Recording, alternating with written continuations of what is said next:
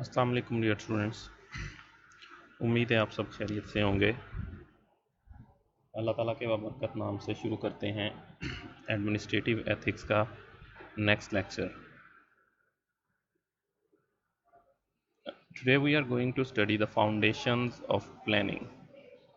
As we all know that management is the name of combination of certain activities.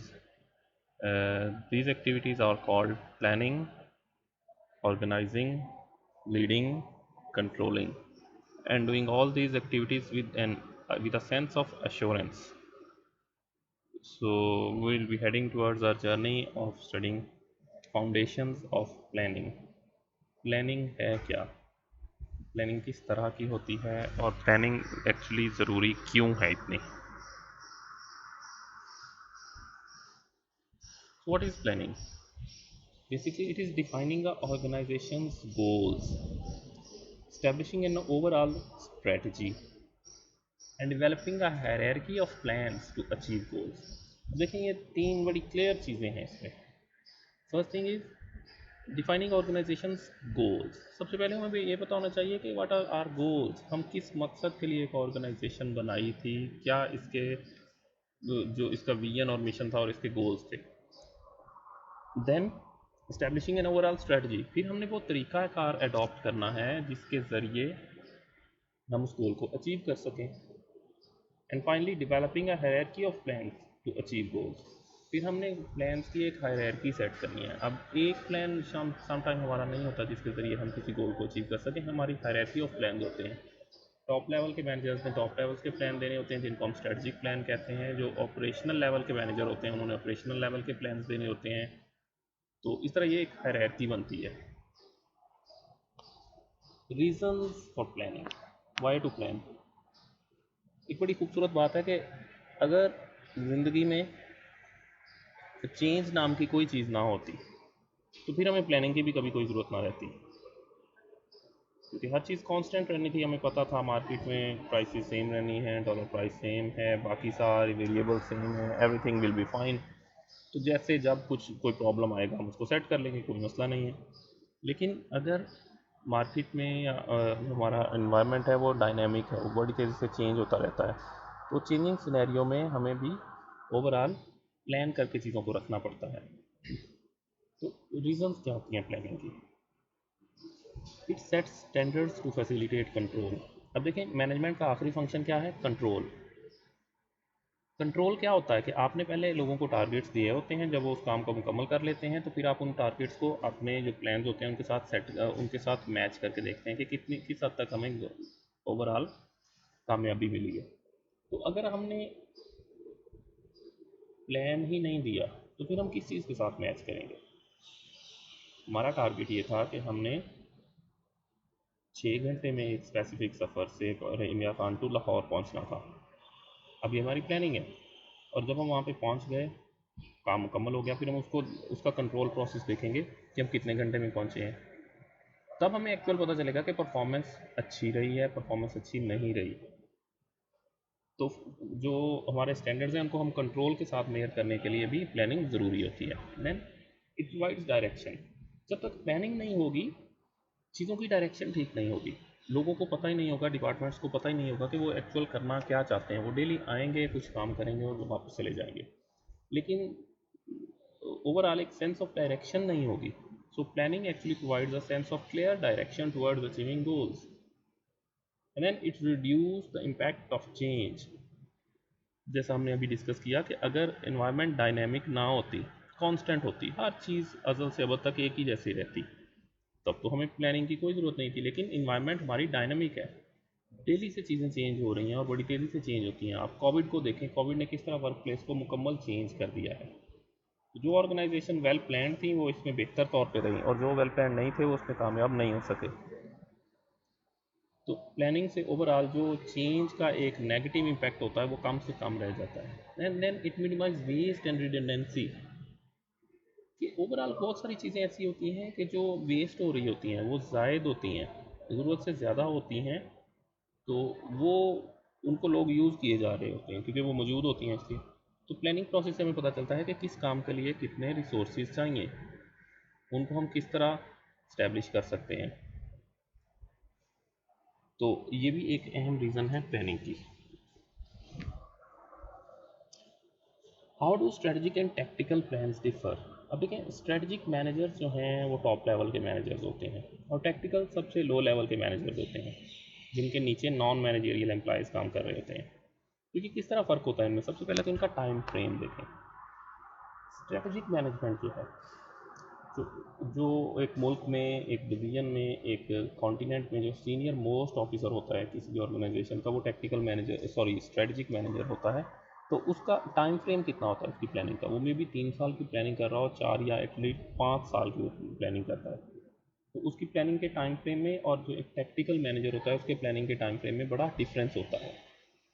Tactical manager short term के लिए plan करता है और strategic manager long term के लिए plan करता है। फिर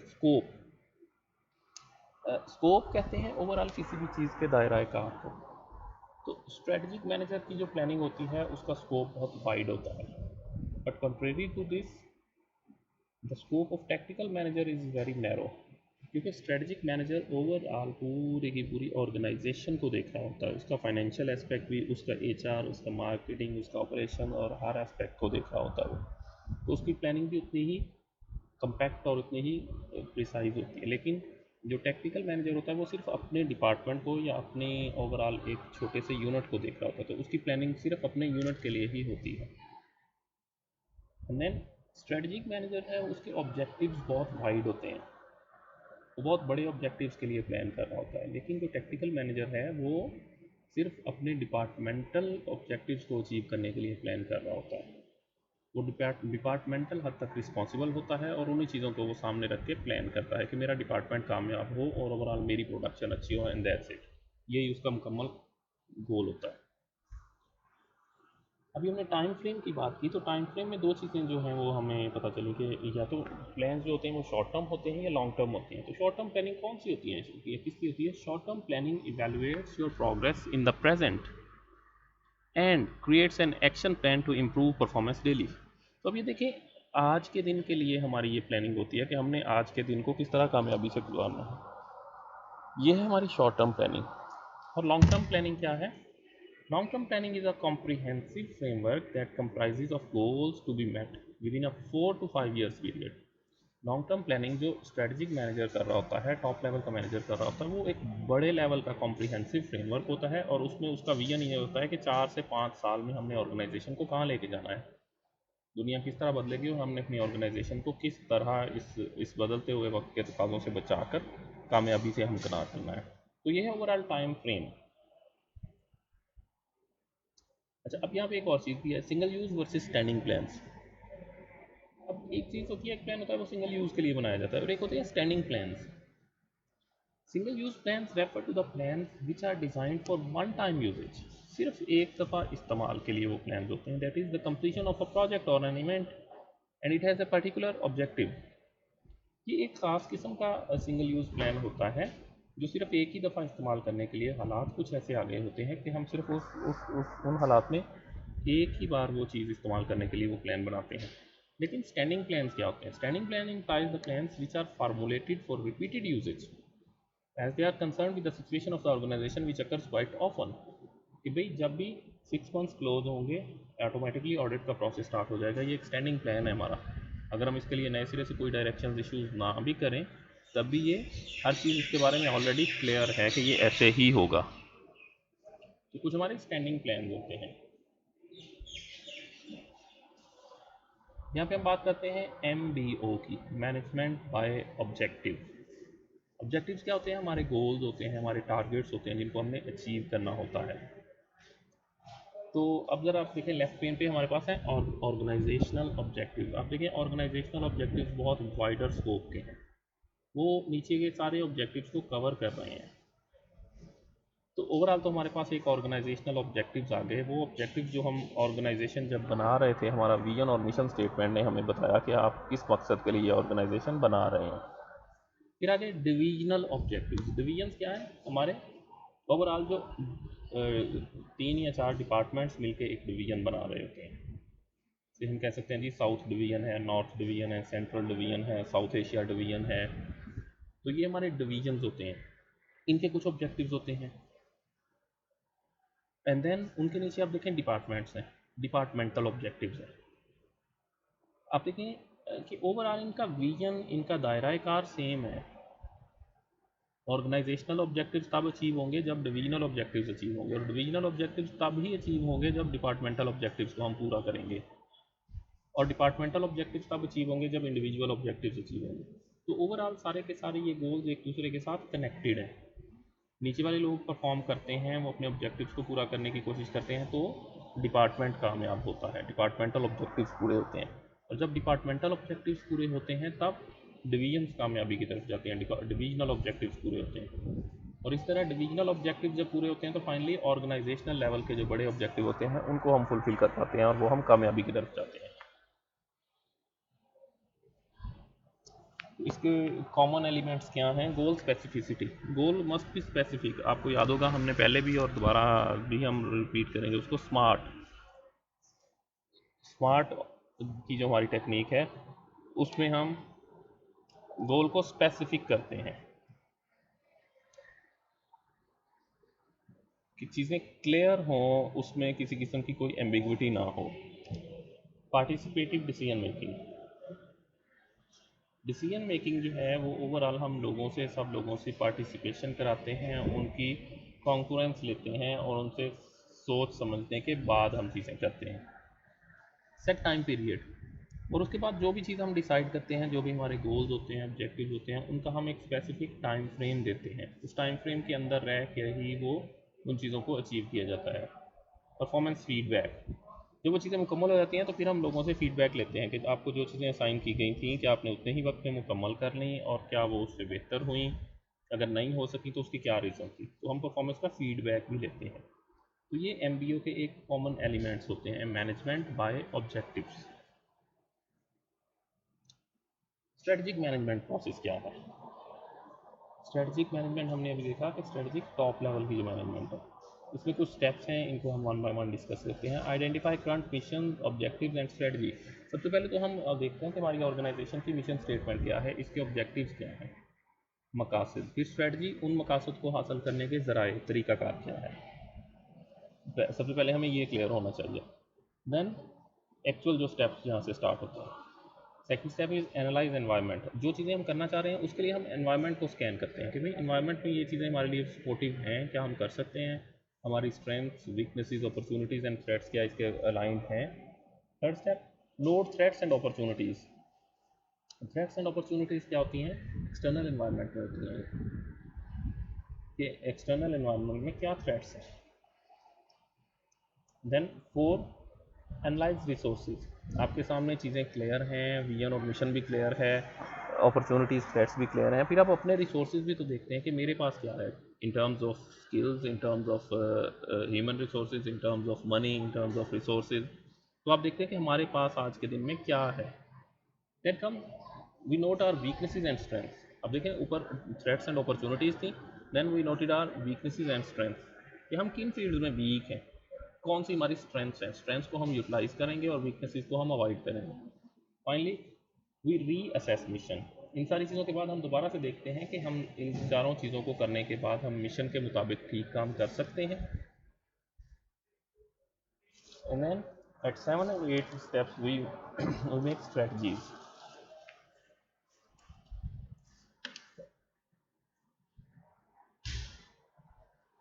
7 और 8 स्टेप में हम स्ट्रेटजीज बनाते हैं। वो कौन सी स्ट्रेटजीज होती हैं? जो हमारे ऑब्जेक्टिव्स को मीट कराती हैं, ओवरऑल हम कामयाबी की तरफ लेके जाते हैं। और finally last step, we evaluate the results. हम काम को मुकम्मल करने के बाद जो उसके रिजल्ट्स आए होते हैं उनको इवेलुएट करते हैं कि जो कुछ हमारा प्लान था क्या सारा कुछ वैसे ही हुआ या कहीं पे कुछ प्रॉब्लम आई। तो ये एक स्ट्रेटजिक मैनेजमेंट का प्रोसेस है। स्ट्रेटजिक मैनेजमेंट में समटाइम्स हमारे पास कुछ बड़े चैलेंजेस होते हैं, कुछ ग्रैंड स्ट्रेटजीज होती हैं जिनको हमें सोचना होता है। पहली स्ट्रेटजी, ग्रोथ। ग्रोथ क्या है कि एक कंपनी बनाई गई है, अब उसके पास रिसोर्सेज भी अच्छे खासे हैं, उनकी प्रोडक्शन भी बहुत अच्छी है, लेकिन सेलिंग नहीं है। अब वो चाहते हैं कि हम ग्रो करें, हमारी ग्रोथ हो, नए शहरों में, नए मुल्कों में, नए बर्रे आज़मों में हमारी मार्केट्स ओपन हो। तो ग्रोथ एक सबसे अहम स्ट्रेटजी है कि हम ज़्यादा से ज़्यादा मार्केट्स के अंदर जाएं। Then come stability. इमेजिन करें कि एक नए सीईओ आए हैं और वो जब वो आए हैं तो ऑर्गेनाइजेशन डिक्लाइन की तरफ जा रही है, ओवरऑल सेल्स हमारी बहुत कम है, हर साल हमारे कंपेटिटर्स हमसे मार्केट शेयर छीन रहे हैं। तो अब उस सीईओ का सबसे पहला स्टेप तो ये होगा कि वो मार्केट उसको अपनी कंपनी को स्टेबल कर सकें। जब स्टेबल होगी तभी ग्रोथ होगी। तो उसका समटाइम्स हमारे सामने ये चीज़ होती है कि हम उसको स्टेबलाइज कर सकें। Then comes retrenchment, the reduction of cost of spending in response to economic difficulty. अब देखिए कोविड आ गया, तो कोविड में ओवरऑल इकोनॉमिक प्रॉब्लम्स हैं, इकोनॉमिक डिफिकल्टीज हैं बहुत सारी। तो इसमें हमारे सामने जो ओवरऑल ऑर्गेनाइजेशन की स्ट्रेटजी थी वो थी रिट्रेंचमेंट। रिट्रेंचमेंट क्या थी कि आप कम से कम कॉस्ट के साथ काम करना सीखें, ताकि ओवरऑल आप लंबे अरसे तक ऑर्गेनाइजेशन को चला सकें। अगर कॉस्ट ज़्यादा होंगी तो हम नहीं चला पाएंगे उसको। या इन तीनों स्ट्रेटजीज का कोई एक कॉम्बिनेशन, हम एक सेक्टर के अंदर हम ग्रोथ स्ट्रेटजी पे काम कर रहे हैं और दूसरे के अंदर हम स्टेबिलिटी पे काम कर रहे हैं। से यूनिलीवर की 20 प्रोडक्ट्स हैं, कुछ प्रोडक्ट्स उनकी ग्रोथ स्ट्रेटजी में होंगी और कुछ जो है वो अब वो डेथ की तरफ जा रही हैं, उनको हम स्टेबल करने की कोशिश कर रहे हैं। नई मार्केट्स में हम उनको नहीं लेके जाएंगे, लेकिन जो करंट मार्केट्स हैं उनके अंदर हम उसको स्टेबलाइज करने की कोशिश करेंगे कि चलें जितनी सेल्स हैं यहीं तक कायम रहेंगे। तो समटाइम्स हम इनकी कॉम्बिनेशन पे भी काम करते हैं। इसके अलावा बिजनेस लेवल स्ट्रेटजी क्या होती है, हाउ टू डिटर्मिन इट। पहली चीज़ कॉस्ट लीडरशिप। अब देखिए कुछ प्रोडक्ट्स मार्केट में सिर्फ इसलिए बिक रही होती हैं कि वो सबसे सस्ती होती हैं। जिस वक्त वो लोग वो चीज़ बना रहे होते हैं, उनके माइंड में उनका विजन ही ये होता है कि हम इस चीज़ को मार्केट में सबसे सस्ता ऑफर करेंगे तभी ये चीज़ ओवरऑल बिकेगी। लेकिन सबसे सस्ता ऑफर कर देना क्या इतना ही आसान है, सारे लोग कर लें। बिजनेस तो एक प्रॉफिट जनरेट करने के लिए किया जाता है, और अगर आप सस्ता ऑफर करेंगे तो आपके लिए ज़रूरी है कि आप उसको लो कॉस्ट में तैयार करें। और अगर लो कॉस्ट में तैयार करना है तो समटाइम्स आपको उसकी क्वालिटी पे कॉम्प्रोमाइज़ करना पड़ेगा, और जब क्वालिटी पे कॉम्प्रोमाइज़ करेंगे चीज़ एक बार तो बिकेगी, सेकेंड टाइम आपका रिपीट कस्टमर नहीं बनेगा। तो ये एक बहुत बड़ा चैलेंज होता है कि कॉस्ट लीडरशिप किस तरह अपने मार्केट में सस्टेन करता है। Then comes differentiation. आप डिफ्रेंसिएशन पे जाते हैं कि भाई लोग जब हमारी प्रोडक्ट कहें तो वो कीमत का पूछे ही ना, वो कहें यार क्या कमाल प्रोडक्ट है, कीमत को छोड़ दें जितनी भी है लेकिन ये चीज़ बड़ी कमाल है। आप अपनी चीज़ को वैसे ही एक डिफरेंस रखते हैं उसमें। और देन कम्स फोकस। आप लोगों को ये फील कराते हैं कि ये चीज़ एग्जैक्टली आपके लिए ही तैयार की गई है, आप उनको पर्सनलाइज फील कराते हैं। तो ये एक फोकस स्ट्रेटजी कहलाती है। व्हाट इज़ एंटरप्रेन्योरशिप, बड़ी अहम और बड़ी एक छोटी सी बात है, इसमें बड़ी डिटेल्स हैं। Process by which individuals pursue opportunities, fulfilling needs and wants through innovation without regard to the resources they currently control. Businessman और एंटरप्रेन्योर में क्या फ़र्क होता है? बिजनेसमैन एक रनिंग बिजनेस को चलाता है और एंटरप्रेन्योर एक नए बिजनेस को स्टैब्लिश करता है। Fulfilling needs and wants through innovation, एक इनोवेशन लेके आता है वो मार्केट में, एक नए ट्रेंड्स लेके आता है, वो रिस्क लेता है। मे भी समटाइम्स उसके पास रिसोर्सेज हों, मे भी समटाइम्स उसके पास रिसोर्सेज ना हो, इसके बावजूद एक बिजनेस स्टार्ट करता है। Important theme pursuit of opportunities. वो मार्केट के अंदर नई अपॉर्चुनिटीज़ को सोच रहा होता है, देख रहा होता है कि कहाँ पे नई अपॉर्चुनिटीज़ अवेलेबल हैं। इनोवेशन, बेसिकली एंटरप्रेन्योरशिप जो है इसके हार्ट में इनोवेशन होती है कि आप करंट प्रॉब्लम्स के इनोवेटिव सॉल्यूशंस लेके आते हैं। And then growth. ग्रोथ जो है ये एक बहुत अहम एलिमेंट है एंटरप्रेन्योरशिप के अंदर, कि आप ओवरऑल ग्रोथ ओरिएंटेड माइंड के साथ मार्केट में जाते हैं, ना कि आप एम्प्लॉयमेंट सीकिंग माइंडसेट के साथ। So that's all for our today's lecture. We will continue our discussion on planning in our next lecture. Thank you. अल्लाह हाफिज़।